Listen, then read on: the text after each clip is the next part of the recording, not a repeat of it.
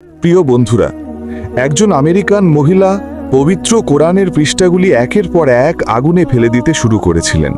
তিনি নিজের ভিডিওটি তুললেন এবং এটি বিশ্বব্যাপী অনলাইনে পোস্ট করলেন যাতে সবাই দেখতে পারে। তিনি চিৎকার করে বলেছিলেন, তোমাদের আল্লাহ এই বইটি রক্ষা করতে পারে না। কিন্তু তারপর আল্লাহর তরফ থেকে একটি প্রতিক্রিয়া এলো। এটি ছিল এমন একটি প্রতিক্রিয়া যা পুরো পৃথিবীকে হতবাক করে দিয়েছিল। যা ঘটল তা আপনাকে শিহরিত করবে। লক্ষ লক্ষ মানুষ এই ঘটনাটি প্রত্যক্ষ করেছিল এবং আবারও উপলব্ধি করেছিল যে আল্লাহর ন্যায়বিচার কতটা শক্তিশালী হতে পারে। এটি ছিল কোনো সাধারণ গল্প নয়, এটি প্রমাণ ছিল যে মানুষ যতই চেষ্টা করুক, আল্লাহ নিজেই তার পবিত্র মেসেজ রক্ষা করেন।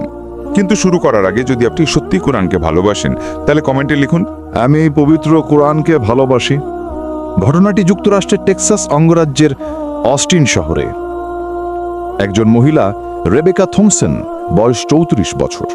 বাইরের চোখে তিনি একজন স্বাভাবিক মার্কেটিং ম্যানেজার, কিন্তু তার হৃদয়ের গভীরে বাস করছিল ভয়ঙ্কর ঘৃণা।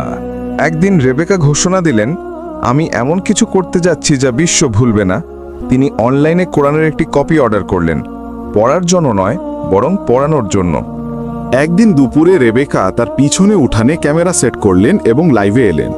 তিনি লোকজনকে বললেন, দেখো এই বইটা নাকি আল্লাহর, দেখি আজ তাদের আল্লাহ কিভাবে এরাকে বাঁচায়। শত শত দর্শক লাইভে যোগ দিল, আর সেই মুহূর্তেই রেবেকা পবিত্র কুরআনের পৃষ্ঠা ছিঁড়তে শুরু করলেন। তিনি পাতাগুলো আগুনে ছুঁড়ে মারছিলেন আর বিদ্রুপ করে বলছিলেন, এই হলো তোমাদের কোরআন, কাগজ আর কালি ছাড়া আর কিছুই নয়। বিশ্বব্যাপী লাখো মুসলিম তা দেখছিলেন, কারো চোখে জল, কারো মনে আগুন, কারো ঠোঁটে শুধু দোয়া, হে আল্লাহ তাকে হেদায়েত দাও।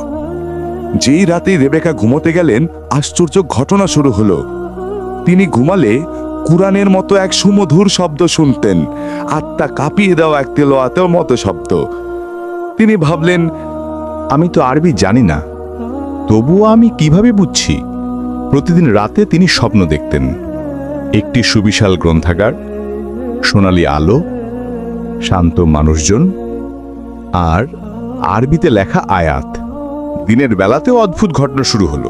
তার গাড়িতে হঠাৎ কোরআন চালু হয়ে যেত, তার কম্পিউটারে কোরআনের আয়াত ভেসে উঠত, যেন কেউ তাকে ডাকছে। অন্তরের ঘৃণা গলে গিয়ে তার মনে একটা প্রশ্ন জন্ম নিল, আমি আসলে কি ধ্বংস করেছিলাম? রেবেকা কুরআন সম্পর্কে পড়া শুরু করলেন। তিনি অবাক হয়ে দেখলেন, এই বইটি দয়া, ন্যায়, মানবতার শান্তির শিক্ষা দেয়। তিনি নিজের চোখে দেখলেন, ইসলাম অন্ধকার নয়, বরং সেই আলো যা তিনি সারা জীবন খুঁজে ফিরেছিলেন। একদিন সাহস করে তিনি অস্টিনের ইসলামিক সেন্টারের সামনে উপস্থিত হলেন। দরজায় কড়া নড়তেই বয়স্ক ইমাম আহমেদ দরজা খুললেন। রেবেকা কাঁপা কাঁপা কণ্ঠে বললেন, আমি সেই নারী যে কোরআন পড়িয়েছি। এবং সেদিন সে শক্ত নারী ভেঙে পড়ল, কাঁদল শিশুর মতো। মুসলিমরা তাকে দূরে ঠেলে দেয়নি, বরং তাকে ভালোবাসায় জড়িয়ে ধরে বলেছিল, আপনি একজন বোন, ফিরে এসেছেন। 40 দিন পর রেবেকা দাঁড়ালেন সেই মসজিদের মাঝখানে। যে মসজিদকে একসময় তিনি ঘৃণা করতেন, তার ঠোঁট থেকে বের হলো সেই শব্দগুলো যে শব্দের জন্য কোটি মানুষ জীবন দিতে প্রস্তুত, লা ইলাহা ইল্লাল্লাহ মুহাম্মাদুর রাসূলুল্লাহ। আজ তিনি বিশ্ববিদ্যালয়, কনফারেন্স এবং অনলাইনে বক্তৃতা দেন। তিনি বলেন, আমি কোরআন পড়াতে চেয়েছিলাম, কিন্তু শেষ পর্যন্ত আল্লাহ কোরআন দিয়েই আমার অহংকার, অন্ধকার আর ঘৃণাকে পুড়িয়ে দিয়েছেন। এই গল্প আমাদের স্মরণ করিয়ে দেয়, আল্লাহ যার হেদায়েত চান তাকে কেউ থামাতে পারবে না। কোরআন শুধু একটি বই নয়, এটি এক জীবন্ত নূর। ঘৃণা কখনো কোনো হৃদয়কে বদলাতে পারে না, কিন্তু দয়া পারে।